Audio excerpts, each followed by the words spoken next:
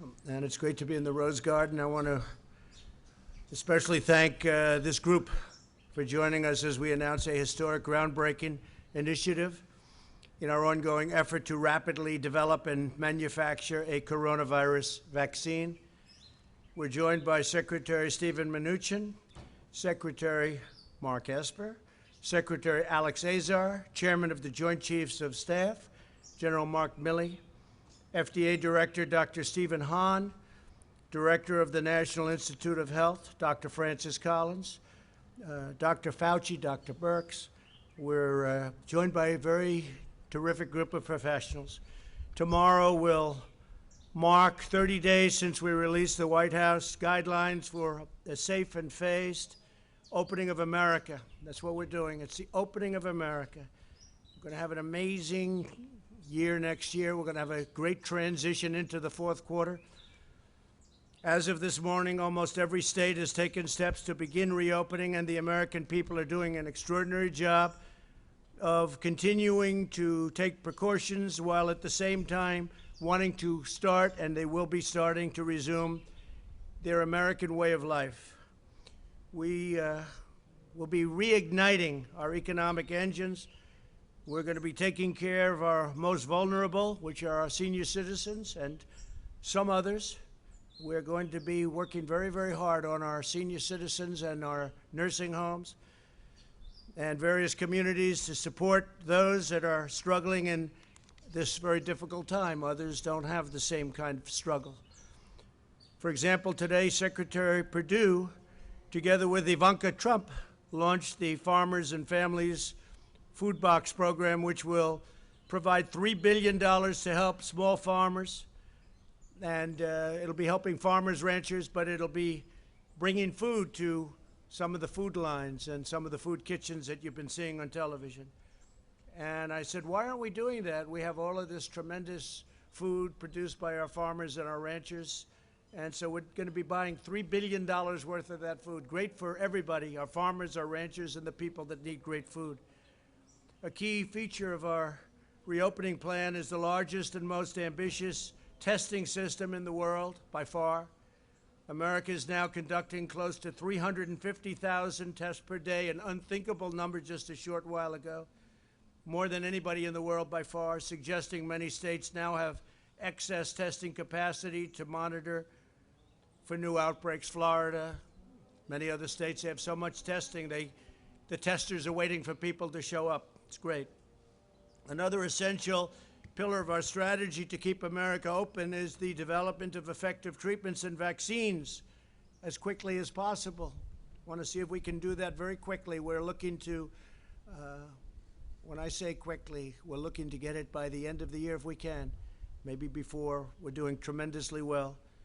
From the earliest days of the pandemic, we have marshaled the genius of American scientists and researchers from all across government and the private sector, from academia, from everywhere, to vanquish the virus, and tremendous strides have been made. I can tell you, I get to see it every day. Tremendous strides are being made. Scientists at the NIH began developing the first vaccine candidate on January 11th. Think of that. Within hours of the virus's genetic code being posted online. So January 11th, most people never even heard what was going on January 11th, and we were out there trying to develop a vaccine, not even knowing what we were up against. Then my administration cut through every piece of red tape to achieve the fastest ever by far launch of a vaccine trial for this new virus, this very vicious virus. And I want to thank all of the doctors and scientists and researchers involved, because they've never moved like this, or never even close. The NIH and the HHS have also been working constantly with private industry to evaluate more than 100 potential treatments. The Food and Drug Administration has swiftly approved more than 130 therapies for active trials. That's what we have right now, 130. And another 450 are in the planning stages, and tremendous potential awaits. I think we're going to have some very interesting things to report in the not-too-distant future. And thank you very much to Dr. Hahn. Through a historic series of funding bills, my administration is providing roughly $10 billion to support a medical research effort without parallel. I especially want to thank Senator Steve Daines of Montana for his incredible work. He has worked so hard to secure additional funding for vaccine development. He has been right at the forefront. Today, I want to update you on the next stage of this momentous medical initiative. It's called Operation Warp Speed. That means big and it means fast, a massive scientific, industrial, and logistical endeavor unlike anything our country has seen since the Manhattan Project. You really could say that nobody's seen anything like we're doing, whether it's ventilators or testing. Nobody's seen anything like we're doing now within our country since the Second World War. Incredible. Its objective is to finish developing and then to manufacture and distribute a proven coronavirus vaccine as fast as possible. Again, we'd love to see if we could do it prior to the end of the year. We think we're going to have some very good results coming out very quickly. In addition, it will continue accelerating the development of diagnostics and breakthrough therapies. The great national project will bring together the best of American industry and innovation, the full resources of the United States government, and the excellence and precision of the United States military. We have the military totally involved. We're also working very strongly with other countries who are also have some great scientists, doctors, and we're all working very closely together, and they're viewing us as the leader, and we are, the relationship with other countries on solving this problem has been incredible. To date, Operation Warp Speed has brought together all of the experts across the federal government from places like the NIH, CDC, FDA, and many other agencies. This historic partnership will now bring together the full resources of the Department of Health and Human Services with the Department of Defense, and we know what that means. That means the full power and strength of the military, and that really talking about the logistics. We get it when we get it. That means the logistics, getting it out so that everybody can take it. And today we're proud to announce the addition of two of the most highly respected, skilled professionals in our country, worldwide respected. Operation Warp Speed's chief scientist will be Dr. Moncef Slaoui, a world-renowned immunologist who helped create 14 new vaccines. That's a lot of our new vaccines in 10 years during his time in the private sector, one of the most respected men in the world in the production and really on the formulation of vaccines. Joining Dr. Slaoui as Chief Operating Officer will be General Gus Perna, a four-star general who currently oversees 190,000 service members, civilians, and contractors as commander of the U.S. Army Material Command. That means logistics. That means getting it out. We got to get it out there. So, General, thank you very much. And Doctor, thank you very much. It's great to have you on board. Really highly respected people. Thank you. These two outstanding individuals will provide more details following my remarks. In preparation for this initiative, experts throughout the government have been collaborating to evaluate roughly 100 vaccine candidates from all over the world. They have identified 14 that they believe are the most promising, and they're working to narrow that list still further. So we started off with over 100. We're down to 14, and we have some really interesting choices to be made. They're doing very well. Through Operation Warp Speed, the federal government is providing unprecedented support and resources to safely expedite the trials, moving on at record speed. While we accelerate the final phases of vaccine trials, Operation Warp Speed will be simultaneously accelerating its manufacturing process. In other words, we're getting ready so that when we get the good word that we have the vaccine, we have the formula, we have what we need, we're ready to go, as opposed to taking years to gear up. We're gearing up. It's risky, it's expensive, but we'll be saving massive amounts of time. We'll be saving years if we do this properly, and that's what we're doing. So we're gearing up on the assumption that we'll have, in the near future, relatively near future, a vaccine. Typically, pharmaceutical companies wait to manufacture a vaccine until it has received all of the regulatory approvals necessary, and this can delay vaccines availability to the public as much as a year and even more than that. However, our task is so urgent that under Operation Warp Speed, the federal government will invest in manufacturing all of the top vaccine candidates before they're approved. So we're knowing exactly what we're doing before they're approved. That means they better come up with a good vaccine because we're ready to deliver it. This will eliminate any unnecessary delay and enable us to begin providing Americans with a proven vaccine the day our scientists say, we're ready, we got it. And as we work to bring critical medical production back to America, these vaccines will manufacture that we're going to be focused on and manufacturing. They're all going to be right here in the USA. Now, we're working, as I said, with other people outside, and that's fine too. We want to get to the solution. We know exactly where the other countries are, and we'll be very happy if they were able to do it. We'll help them with delivery. We'll help them with in every way we can. We have no ego when it comes to this, no ego whatsoever. Operation Warp Speed is also making the necessary preparations to distribute these life-saving treatments at scale. So we're talking about massive numbers so that millions of Americans will quickly have access to them. This includes ramping up production of supplies needed for distribution. And I have to say, we're also very, very much involved in other things other than the vaccine. If you take a look at what we're doing beyond vaccines, it's going to be very interesting, and we may talk about that in a little while. But this includes ramping up production of supplies needed for distribution, such as cold chain storage, glass vials, needles, syringes, and more. We'll have everything right on hand, ready to go. When a vaccine is ready, the U.S. government will deploy every plane, truck, and soldier required to help distribute it to the American people as quickly as possible.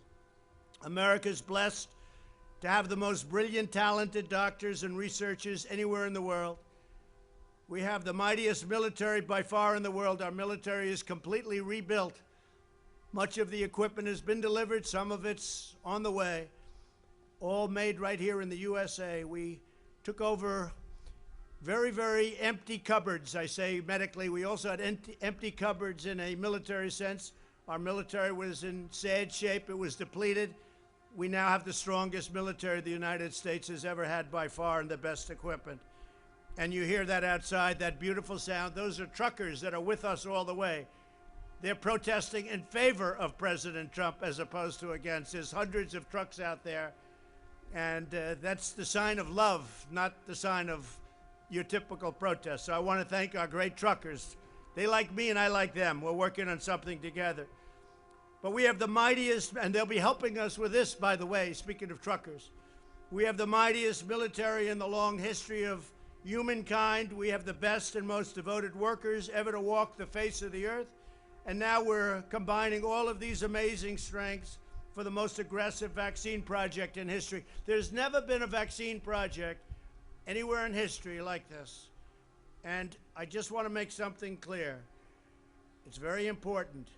Vaccine or no vaccine, we're back. And we're starting the process. And in many cases, they don't have vaccines. And a virus or a flu comes, and you fight through it. We haven't seen anything like this in 100 and some odd years, 1917.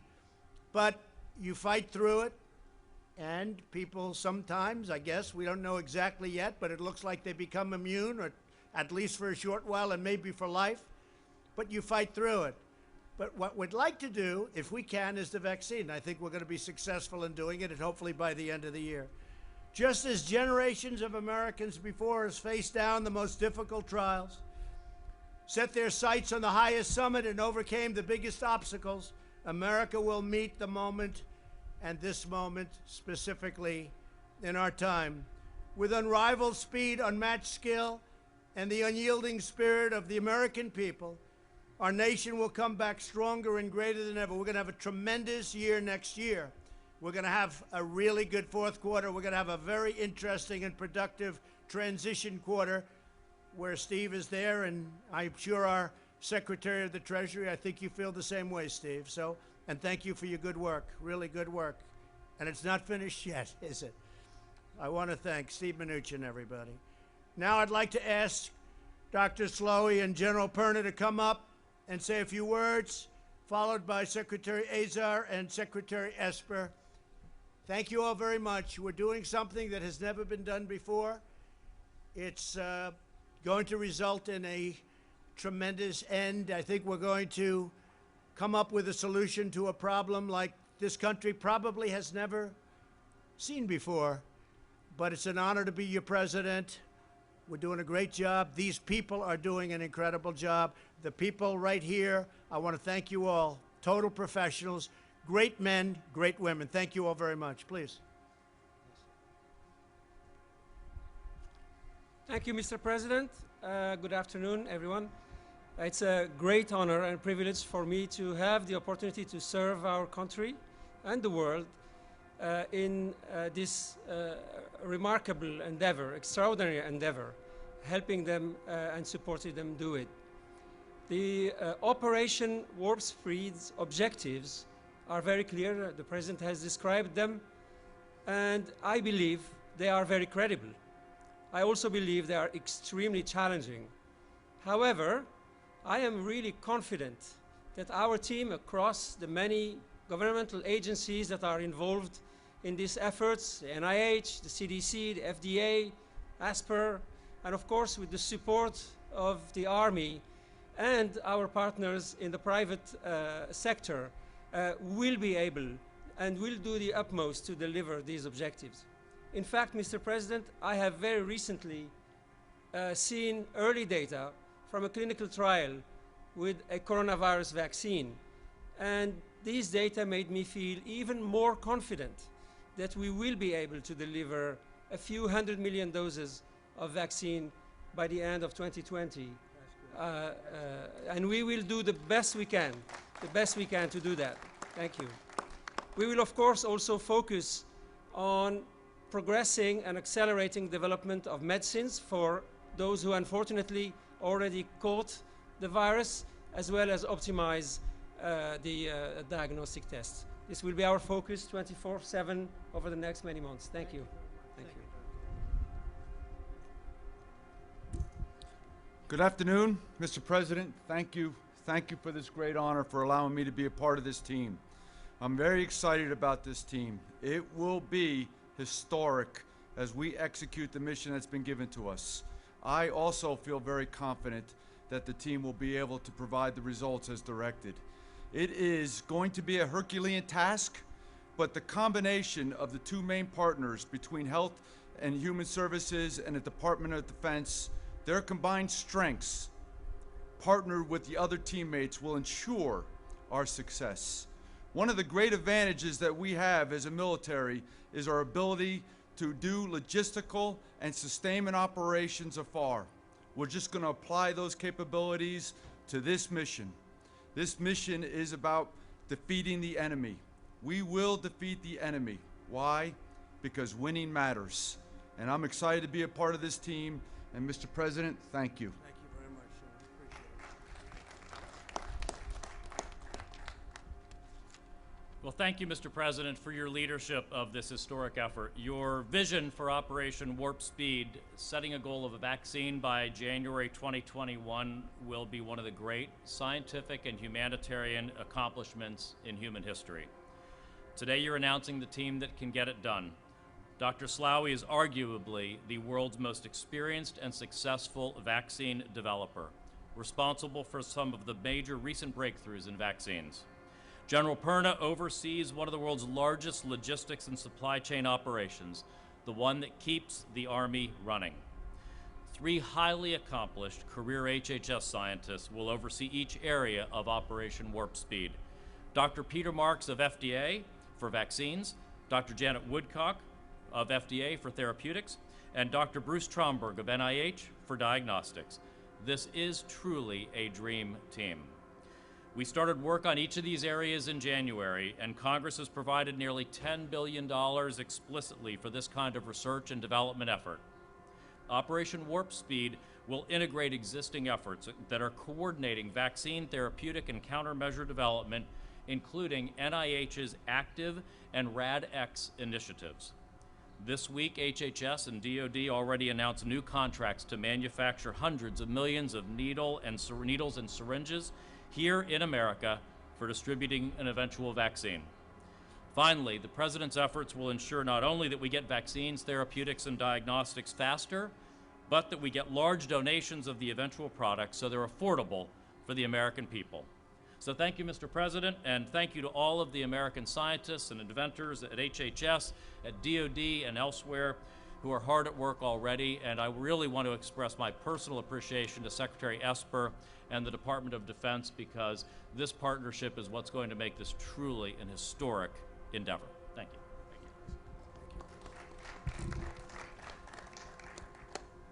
Well, thank you, Mr. President, for your leadership of this bold and historic initiative. The Department of Defense is very excited and committed to working closely with our partners at HHS, across the government, and in the private sector to accomplish the mission we have been given. Winning matters, and we will deliver, by the end of this year, a vaccine at scale to treat the American people and our partners abroad. You know, the Department of Defense has been in this fight since day one, going back to January.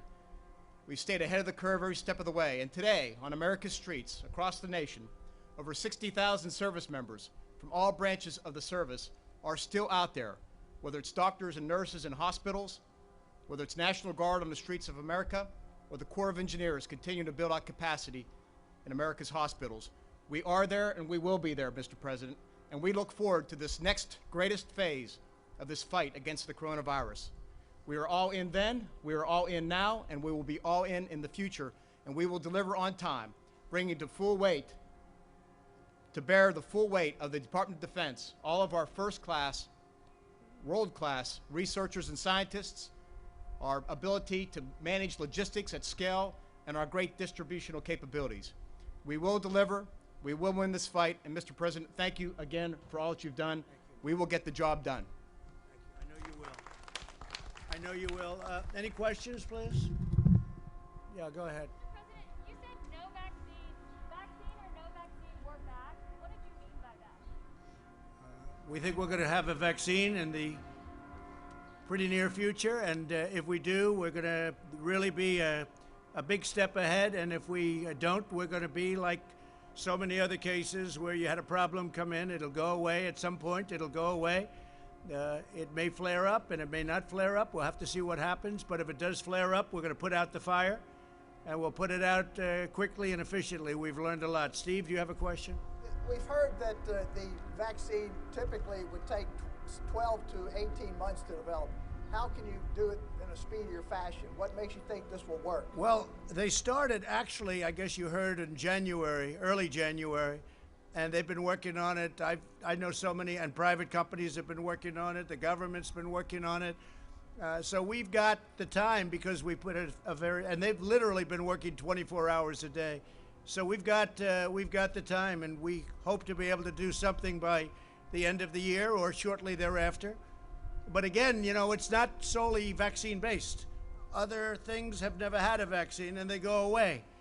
So I don't want people to think that this is all dependent on vaccine, but a vaccine would be a tremendous thing. And I will tell you, therapeutically or therapeutics, what's going on there is equally as impressive. We have some things happening. You know, we have the remdesivir from Gilead. We have other things that are very good. I think that a lot is happening therapeutically. I can't say that it's, relatively speaking, equal to what's going on with vaccines, but I think it's doing very well, very well. So therapeutics are a big factor. Yeah, please. Is there a global competition to develop this vaccine? Like if France develops it first, will they share it with us? Yeah, and we have that very well worked out. Whoever gets it is going to be very proud to give it and develop it. They've developed it, and we'll see what happens. We've got countries that are allies we have some countries, frankly, that aren't allies where we're working very closely together. So we're working together with many different countries. And again, we have no ego. We have no ego. Whoever gets it, we think it's great. We're going to work with them. They're going to work with us. Likewise, if we get it, we're going to be working with them. So it's very important. It's a very good question, actually. Yeah, please. Mr. President, what do you say to those business owners and other people who are really questioning the guidance that the CDC put out last night? There was a concern that it would be overly prescriptive. Now there's a concern it's not prescriptive enough. What are business owners to do? Well, I thought the guidance was very good. I've heard very good reviews on the guidance, and you know, the media will never be satisfied. If we gave you more description, that would be no good. If we gave you less, that would be no good. But I thought it was very good, and I've heard a lot of good things. Go ahead, please, Green. Mr. President, do you have a problem or any concerns?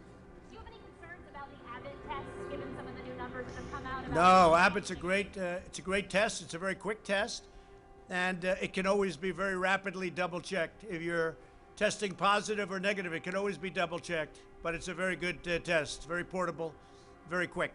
Okay. And then what happens if China is the country that develops the vaccine? What happens if it's China? Will the U.S. still have access to that vaccine? I would say the answer to that would be yes. I would say the answer would be yes. Yes, go ahead, please. Do you mean a fully approved vaccine for everyone? Excuse me, you're going to have to remove it. You can't hear through you. Do you mean a fully approved vaccine for the entire general public or a partially approved vaccine for emergency use?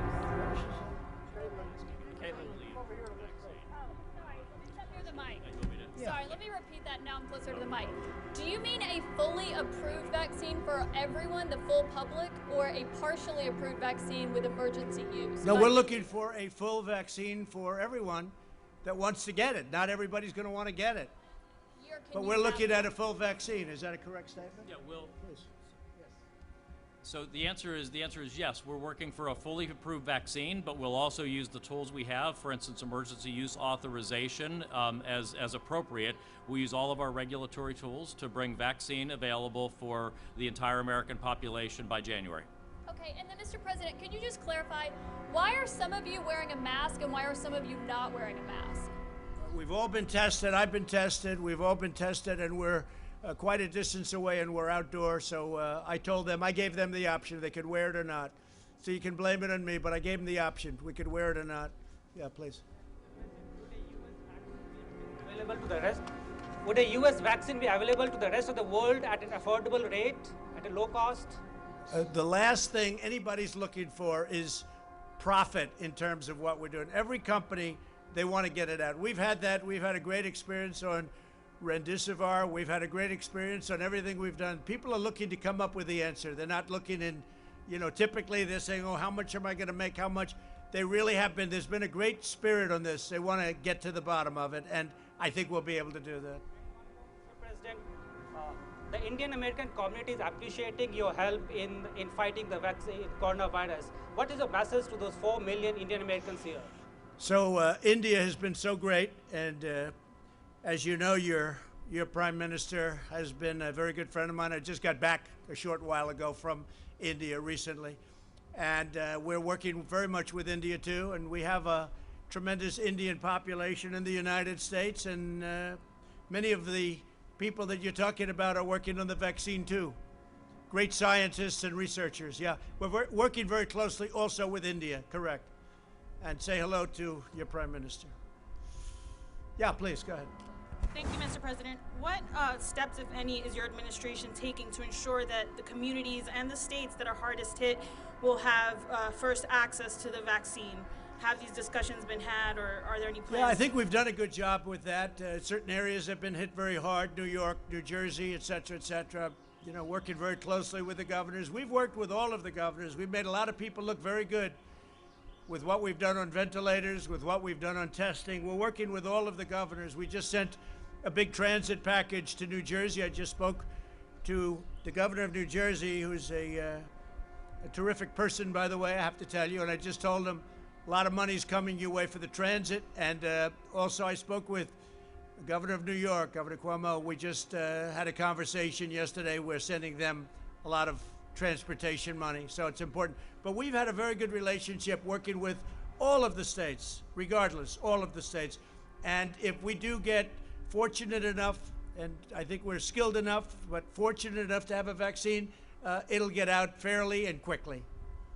Do you foresee that states that are hardest hit will have first dibs? So will like New York and New Jersey have? I think that makes sense, perhaps. Perhaps it does, but I would say probably. But I think they're all going to get well distributed. If you remember when we started, we had no ventilators. We had to make them, and we became a very major manufacturer of ventilators. Now we're helping countries all over the world with ventilators. We're sending them to many countries all over the world. When we started, we didn't have ventilators. I inherited nothing. I inherited practically nothing from the previous administration, unfortunately. Yeah, go ahead. Mr. President, it's been 3 months since you signed the China trade deal.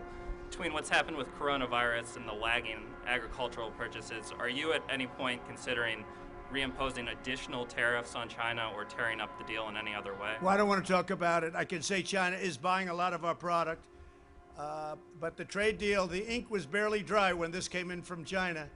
So it's not like we're thrilled. Okay, go ahead, please. Mr. President, can I ask one more? Yeah. I'm wondering if you're standing by the nomination of Michael Pack to lead Voice of America after news that the D.C. Attorney General is... Well, I don't know what happened. I know that Voice of America is run in a terrible manner, terrible. They're not the Voice of America. They're the opposite of the Voice of America. And we have a man who is very good. I don't know, he's in the nominating process, but I'll have to check that out. Yeah, please. Thank you, Mr. President.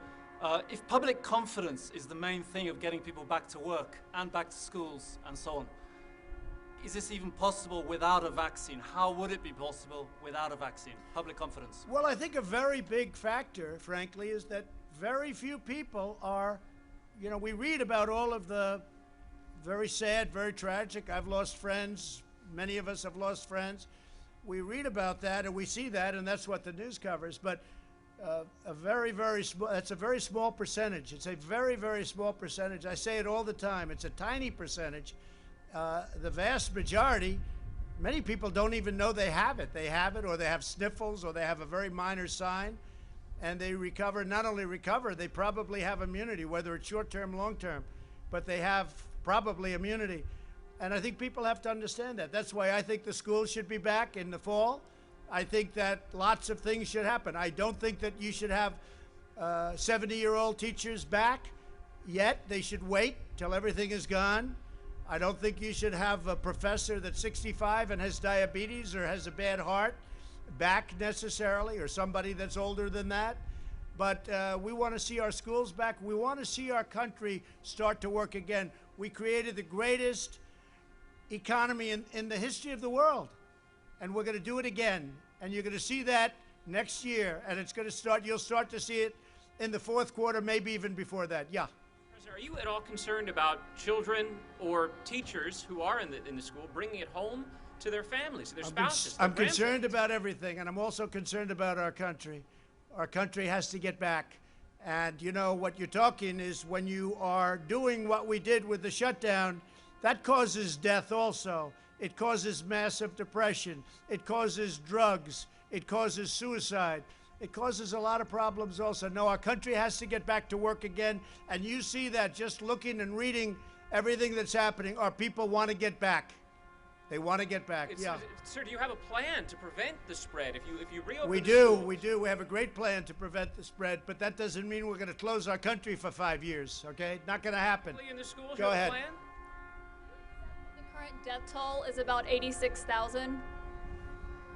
At current, it's about 86,000, yes. Do you think that's accurate, or do you think it's higher than that? I don't, or lower than that. I don't know. Those are the numbers that are being reported. I assume they're correct.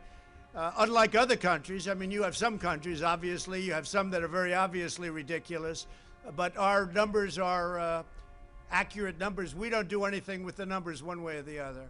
Whatever it is, that's what we do. We take the numbers as reported. Do you have any indication that they could be lower than that? Oh, I don't know.